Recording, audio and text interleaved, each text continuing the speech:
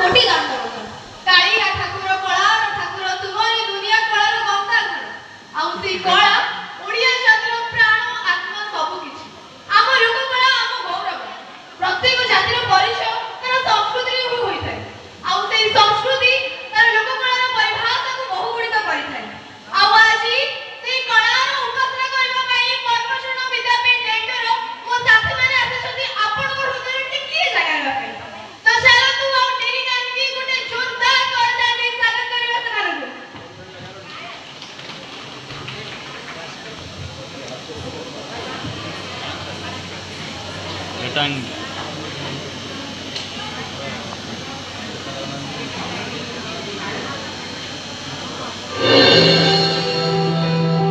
ଅନନ୍ୟ କଳାର ଦେଶ ଉତ୍କଳ ଉତ୍କର୍ଷ କଳା ସହ ସମୃଦ୍ଧ ଏହାର ଇତିହାସ ଭାଷା ସଂସ୍କୃତି ଓ ସଂହତିର ନିଆରା ପରିଚୟ ଏହି ଓଡ଼ିଶା ରାଜ୍ୟ ନୀଳାମ୍ବୁ ଚିଲିକା ଦିଗନ୍ତ ପ୍ରସାରୀ ସାମୁଦ୍ରିକ ଜଳରାଶି ସହ ବିସ୍ତୀର୍ଣ୍ଣ ବେଳାଭୂମି ଘଞ୍ଚ ବନାନୀ ପାହାଡ଼ ପର୍ବତ ଘେରା ପରିବେଶ ଉପକୂଳରୁ ଆଭ୍ୟନ୍ତରୀଣ ପ୍ରକୃତି ଓ ପ୍ରାକୃତିକ ଶୋଭାରେ ମଣ୍ଡିତ ଆମ ରାଜ୍ୟ ଏହା ସହ ଭରପୁର କଳାରେ ସମୃଦ୍ଧ ଏହି ସଂସ୍କୃତିରେ ରୁଦ୍ଧିମନ୍ତ ରାଜ୍ୟ 12 ମାସରେ 13 ଜାତ ସବୁଥିରେ ଆମ ଲୋକକଳାର ଝଲକ ରାଜ୍ୟର କୋଣ ଅନୁକୋଣରେ ଭରି ରହିଛି ଆମ ଲୋକକଳାର ମହତ୍ତ୍ୱ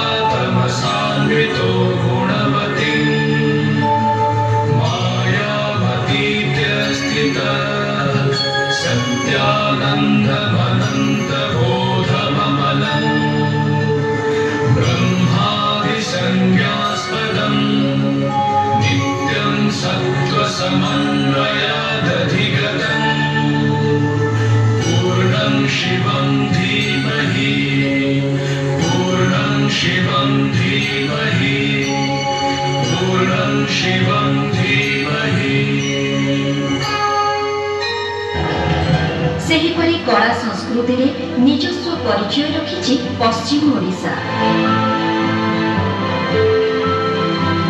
ଏଠାକାର ସମ୍ବଲପୁରୀ ନୃତ୍ୟ ଚୁଟକୁଚୁଟା ଦାଇଖାଇ ରସକେରି ଘୁମୁରା କରୁମା ଆଦି ଲୋକନୃତ୍ୟ ଦେଶ ବିଦେଶରେ ନାଁ କରିଛି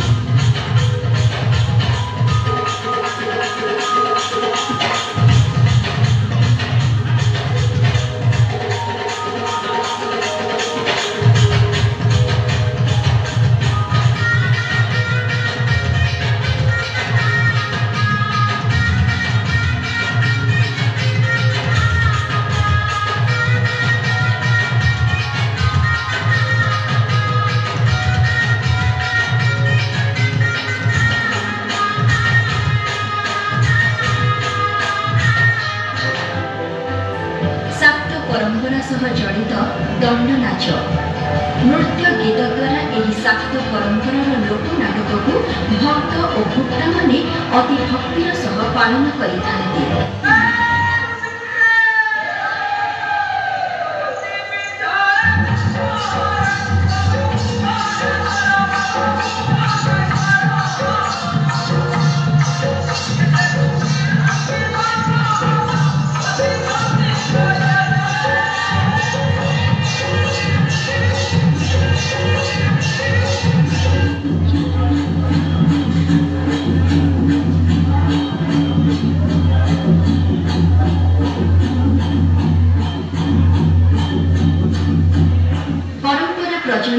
ଅନେକ ଲୋକକଳା ବିଭିନ୍ନ ପ୍ରକାରର କଣ୍ଢେଇ ନାଚ ସାହି ଜାତ ଝାମୁ ଯାତ୍ରା ଚୈତି ଘୋଡ଼ା ପ୍ରଚଳିତ ବିଭିନ୍ନ ସ୍ଥାନରେ।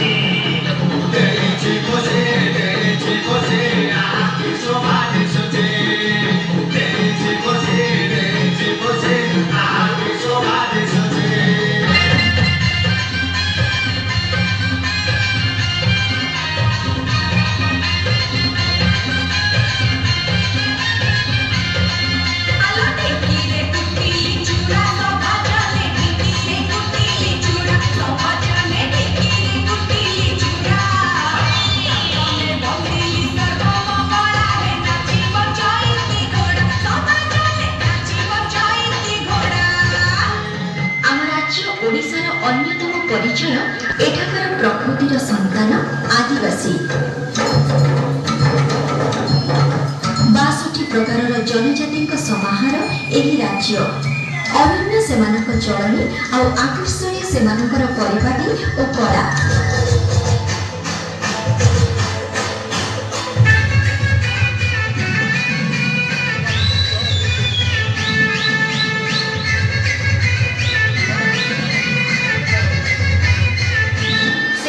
ଶାସ୍ତ୍ରୀୟ ଓ ଲୋକ ନୃତ୍ୟର ସମ୍ମିଶ୍ରଣ ହେଉଛି ମୟୂରଭଞ୍ଜର ଛଉ ନୃତ୍ୟ।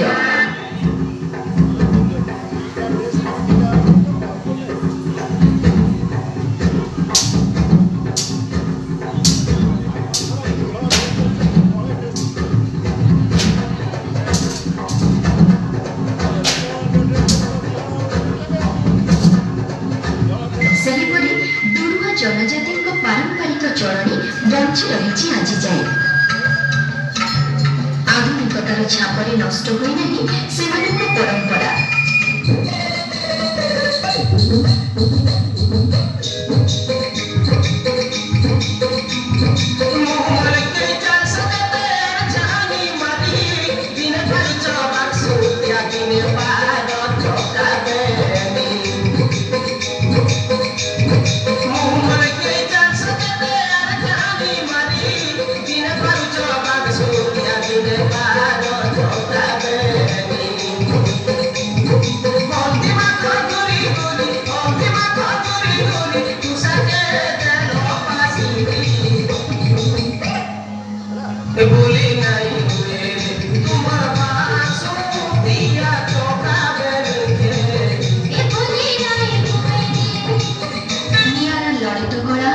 ଉପଯୋଗୀ କଳାର ନିଦର୍ଶନ ଏଠାକାର କଳା ଓ ସଂସ୍କୃତି। ପ୍ରତି କୋଣ ଅନୁକୋଣରେ ଲୋକକଳାର ଝଲକ।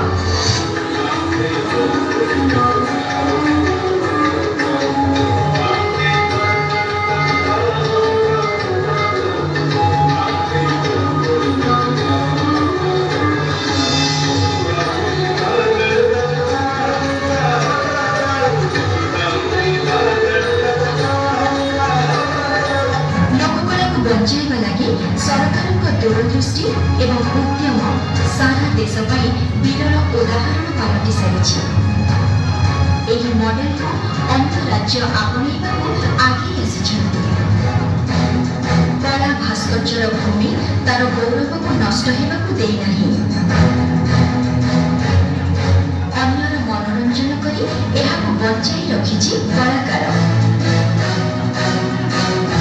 ବଞ୍ଚି ରହିଛି ଓ ରହିବ ଆମର ନିଜସ୍ୱ କଳା